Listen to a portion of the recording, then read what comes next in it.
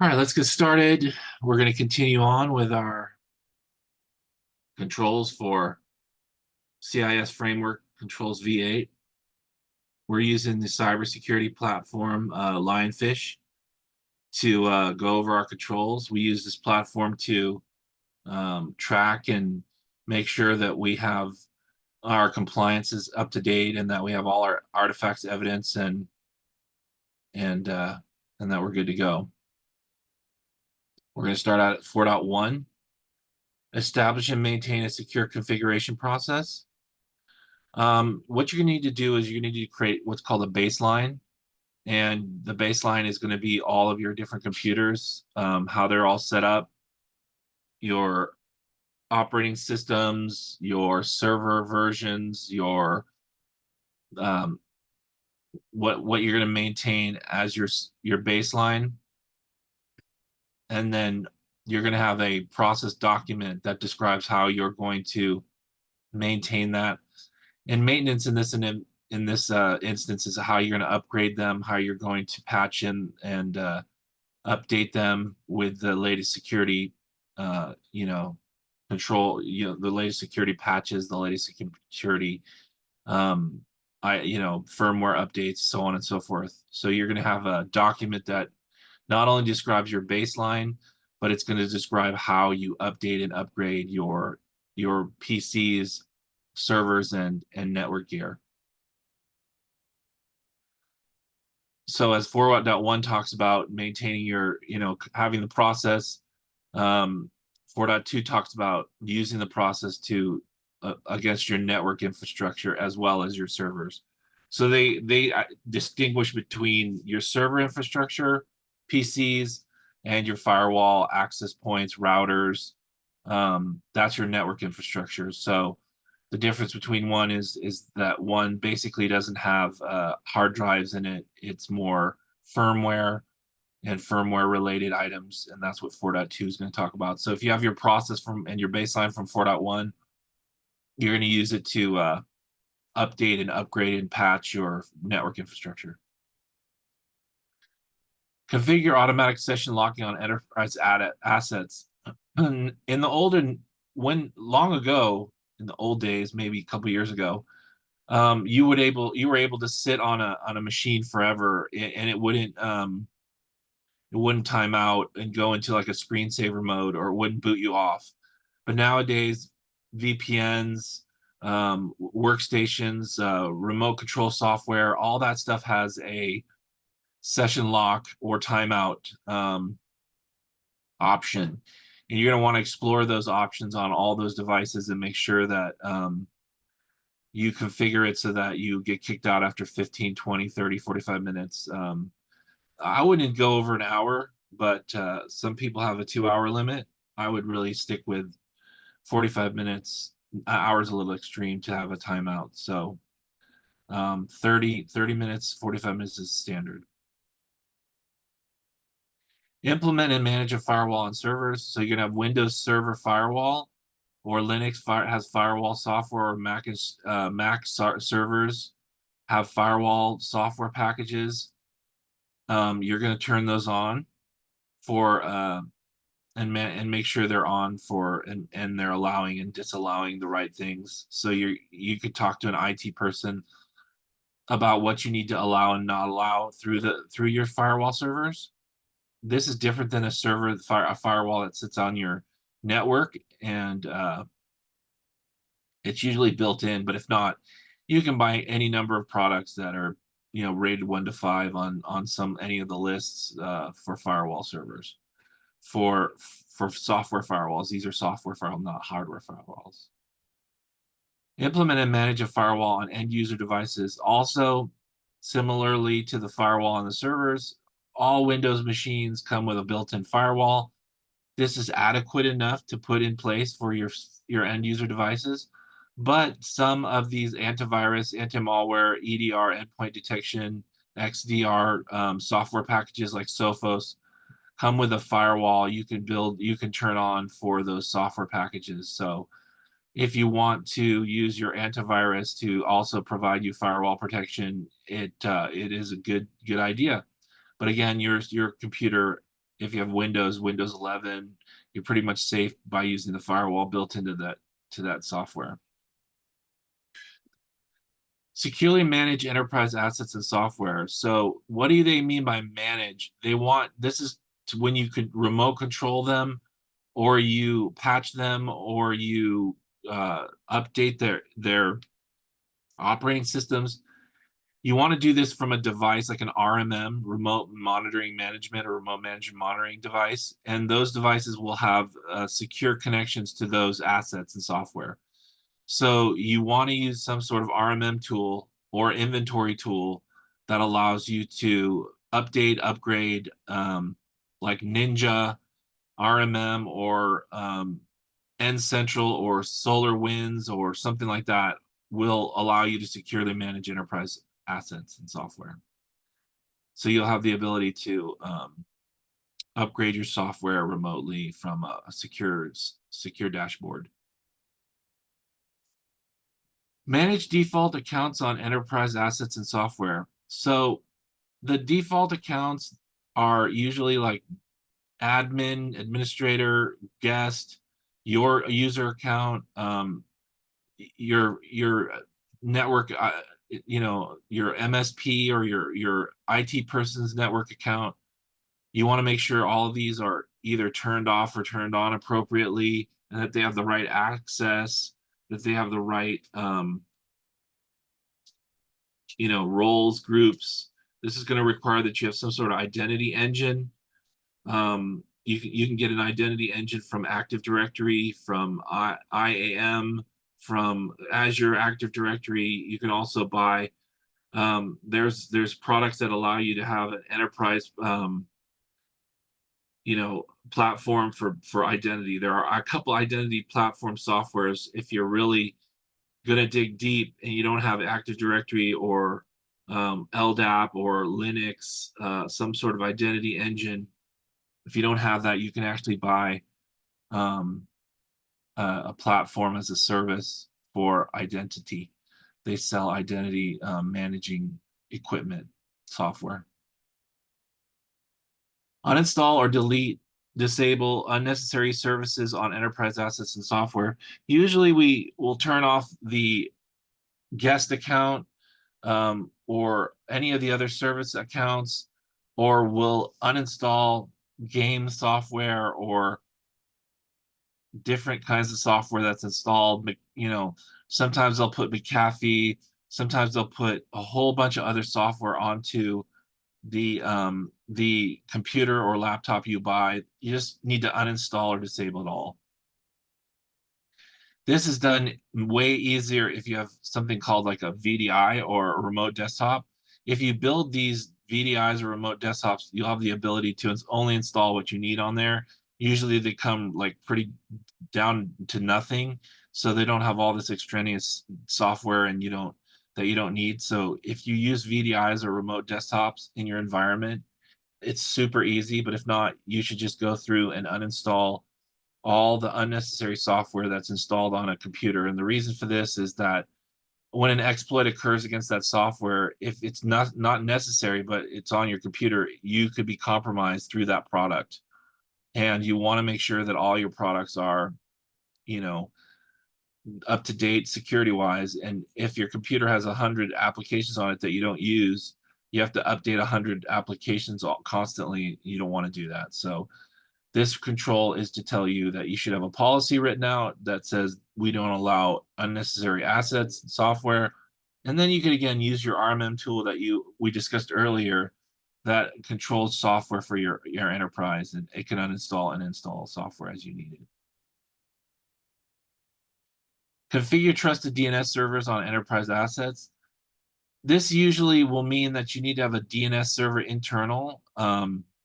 So name.d or named is a server from Linux that you can use if you control it, and Active Directory becomes its own DNS server when you set it up, so that you use these and you control these, and these don't allow for DNS spoofing. So you want to also use a trusted DNS server outside of your infrastructure from your ISP that your internal DNS server replicates to. over a secure connection, and you want to make sure you can set when you set up your DNS server, you'll see there's areas in there for trusted servers. You don't want to just go and put random DNS servers in there that you've figured out or someone told you to use, and you put them in there.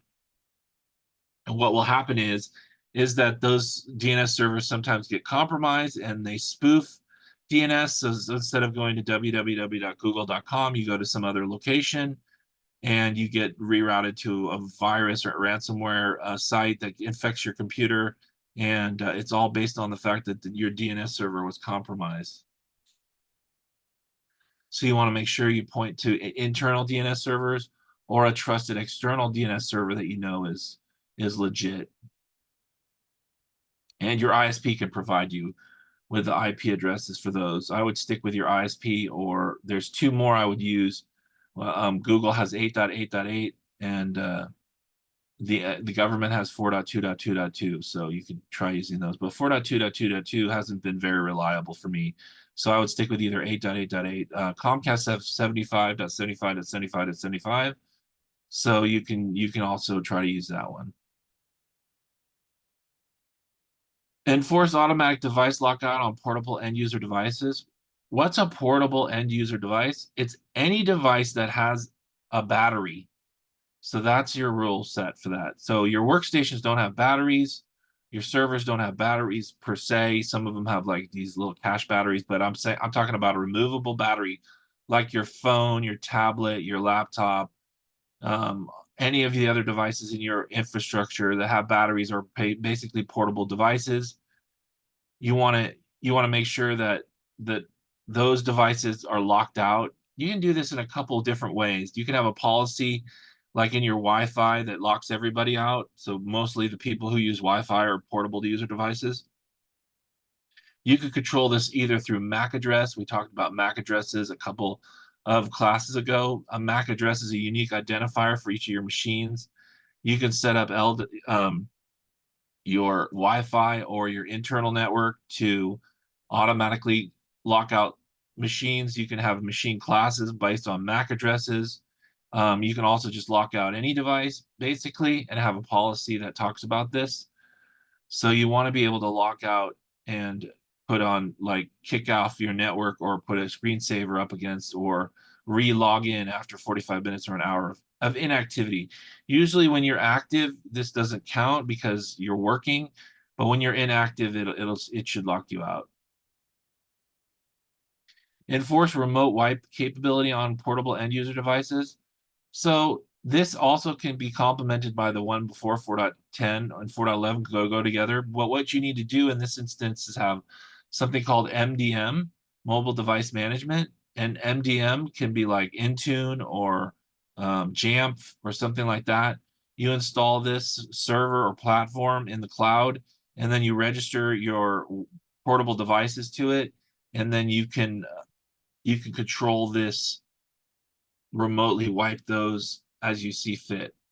There are new technology, mobile device security, MDS, coming out where it complements MDM, and both of them work together to lock out, to be able to lock your computer, to be able to wipe your handheld device, your portable devices. So you want to look out for MDM and MDS. MDS will be a new emerging technology, not super emerging, but you don't really find a lot of companies that have MDS in their stack. MDS is new, and so it's one of those things that when you're looking at security overall in the wild, you'll see that there are things like AI that are popping up, and MDS is new, so that's going to take over and be a big marketplace. So be on the lookout for companies that offer MDS. SentinelOne, CloudStrike have their versions of MDS. So the endpoint detection and response companies are coming out with MDS software packages, and you'll be able to buy them and install them on your portable devices. But for now, this is talking about MDM, which is Intune, Jamf. There's a couple others. Separate enterprise workspaces on mobile end user devices. In the MDM, there will be a place where you can have something called work and personal. It could separate on your phone two separate environments, and where you have your phone um, that's existing on the business network, it will cut you off from moving data from there over to your personal side of your phone. So you can almost create like a segregated two-part location entity on your mobile device. So what you'll do is you'll see that there's two different tabs at the bottom of your phone. When you swipe over to one of the tabs, it'll be your personal stuff, and when you swipe over to the other tab, it'll be your business stuff. And your business stuff will have email, applications, and so on and so forth that are connected to your business network, but they won't allow you to do anything with that data, like move it over to your private network, or maybe even it'll cut off functionality like taking screenshots from your phone, etc. So be on the lookout for that functionality within MDM. It'll create an enterprise workspace. Okay, account management. Establish and maintain an inventory of accounts. So this is what's called identity. You need to have an identity engine. You need to have Active Directory, or you need to have Azure Active Directory, or IAM, or LDAP. I talk about all these a couple times.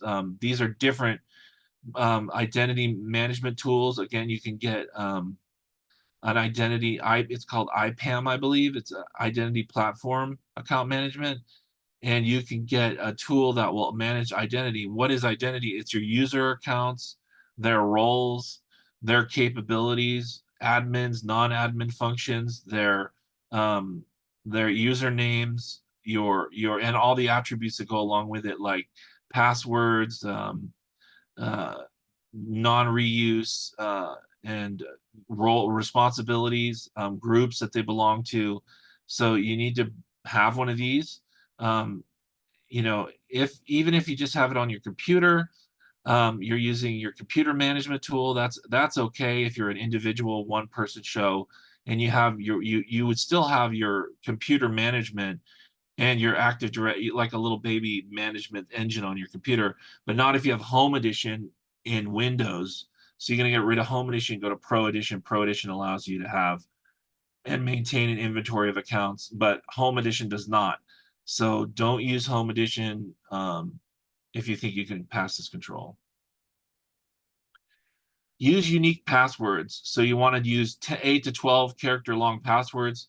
Passwords are not complicated by the amount of characters they hold. They're complicated by their length. So if you have a password that's 6 characters or 5 characters long and it's all jumbled up, it's worse than a password that is like 4 common words that are put together to make a long password. It's the length of the password that makes it complex and makes it hard to break, not the characters you put into it. So the longer the password, the more complicated it will become. Disable dormant accounts. So you're going to have an onboarding process and an offboarding process. When you hire people, you're going to onboard them. You're going to put them into your environment. You're going to add them to your groups and roles and responsibilities. You're going to give them user accounts. They're going to log into it. Then you're going to terminate them, or you're no longer going to use them because they were a contractor. So what you're going to do is you're going to disable those accounts when the offboarding occurs. Or if someone's not using their account for a long period of time that you gave them to access something temporarily, you want to sweep through and do an audit once a quarter and make sure that all the dormant accounts or people who've been terminated are all gone. Sometimes you end up making 20 or 30 accounts for somebody and you just forget about it. And so you should go through your infrastructure once in a while and find out what accounts are no longer used and then disable them or remove them. Restrict administrative privileges to dedicated administrative accounts. So as we've created our infrastructure for identity, we will now create groups, and several of those groups are going to be admin level groups that have admin level powers. Administrators have different privileges than normal users, and administrative privileges are capable of changing passwords, creating new users, allowing access to folders. And those might even be segregated out into those three particular categories. You might have just one administrative user who's able to create, reset passwords. You might have one administrative user who's able to create new accounts, and maybe they're not all the same. So you want to make sure you have these administrator accounts and that they're dedicated on and they have roles and responsibilities that are assigned to them, and that you could do a minimum approach where you just, like I said, you just give those access capabilities to those particular powers to each of those individual administrators that you created. Establish and maintain an inventory of service accounts. Now, there are user accounts that you need to create that have service capabilities. For instance, if you have a SQL server, you have to create something called an SA account. If you have this SA account, it's not a user, it's just an account that's able to run privileged commands that allow it to do things like change attributes and change functions and change folders and do all these different things that an administrator account would need to have the capability of doing, but it's not a person, it's a service. So if you should have a list of your service accounts and what they do and what powers they have. One of the most common things that we were seeing in the IT world was people were compromising the printer account, the account that we use to print, because it had the capability of creating files and folders all over the network, because whenever people faxed in and they get the app, they get those faxes sent to their inbox, or they'd get them put on a server share. And then once that happened, you'd have the ability to go in there, it'd have administrative capabilities. So those accounts were getting compromised a lot. And this rule is about making sure that you don't have service accounts that are too powerful and that there's not too many of them and that are not all accounted for. Centralized account management. So you want to have an identity engine, and you want to make sure that you are able to manage all the accounts from one identity engine. It's sort of redundant with 5.1, because if you can't have all of these things without having a centralized account management spot. You could have like 5 computers, all of them in a work group. All of them have their own individual login accounts. All of them have their own administrator accounts. All of them have their own service accounts. That would be pushing it. What you want to do in that environment is create a Azure Active Directory connected identity engine, or create a domain controller in Windows, or create an LDAP server in Linux, or something like that, in order to control everything from one location. All right, access control management. Establish an access granting process. This can be part of your onboarding, and it can be ongoing. You should have a form that you create that says this is how you get access to secure locations and files. You fill out a request, a help desk request, or a request form you submit to your manager, and that manager signs off, and it's an onboarding or it's a access granting form. You can create a ticket system that has a template in it that allows for access to be granted to people who request it. So again, you need a ticketing system, you need some sort of form system, it could be Word or whatever, and then you need to have a process that you outline that says, okay, here is how we establish how we grant access to individuals. People who are hired with like a security level 2 or something in your organization might only have the power to access certain folders and files and security level documents.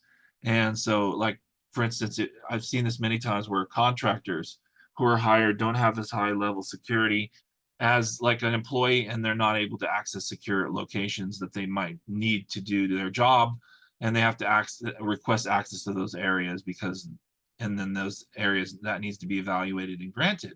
So you need to have a ticketing system or a form system that allows you to put it in for onboarding and ongoing access control requests.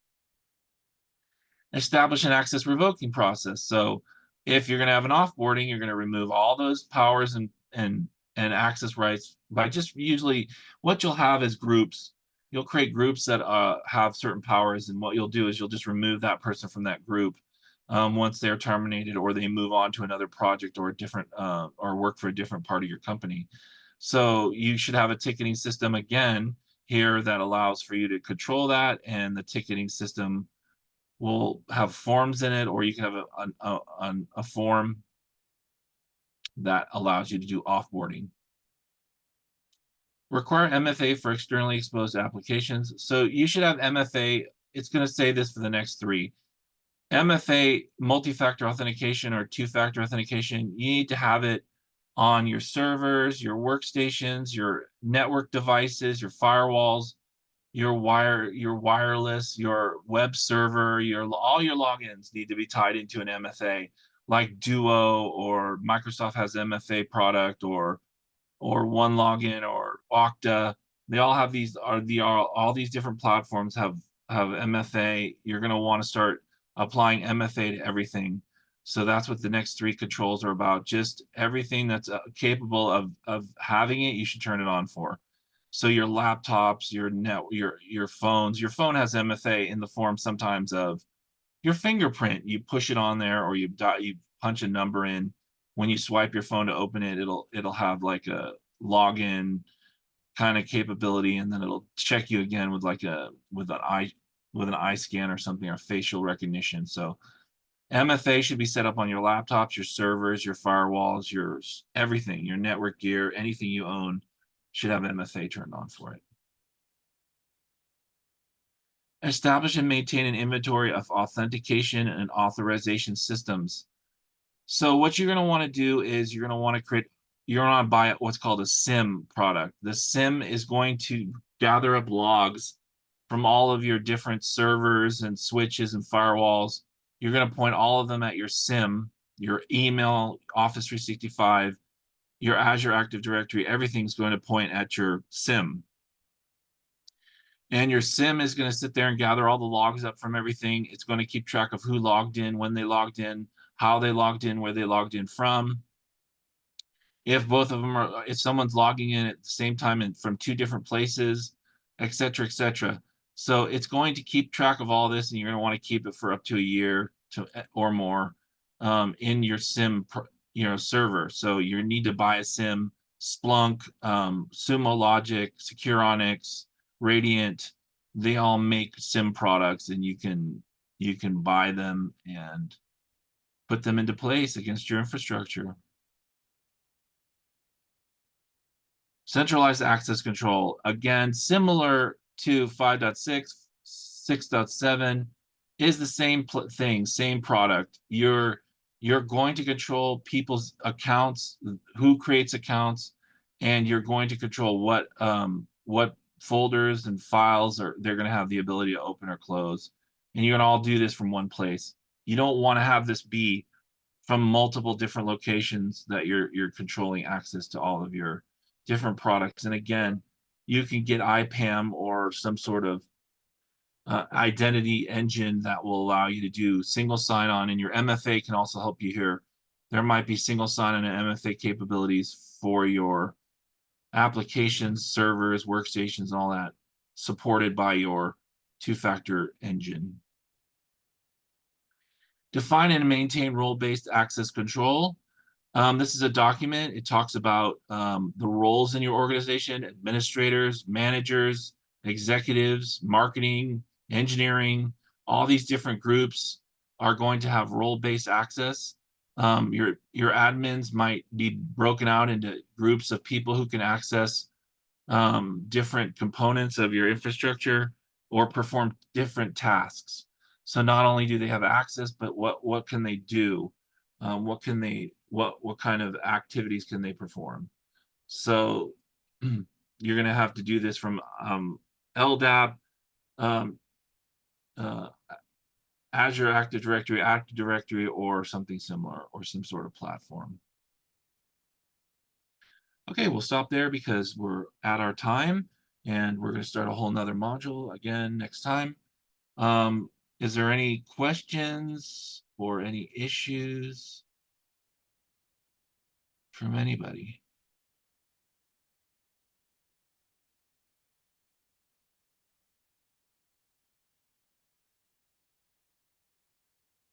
Anybody have any comments? Anything?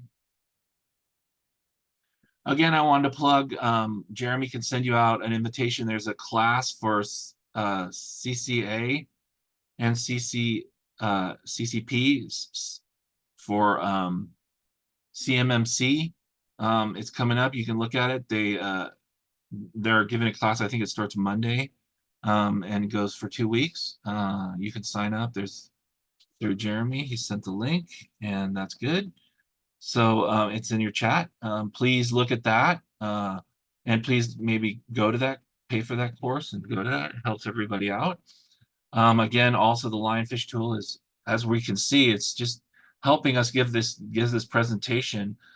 There's way more capabilities that you can get a demo for and see all the different powers that lionfish has that you can use. Yeah, so go to Jeremy, get information from Jeremy, and he'll help you and get you on track and on board. If there's no other questions, we'll have a good weekend. I'll wait another minute here. No,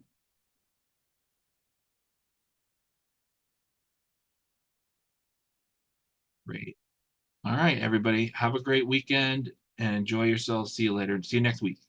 Bye.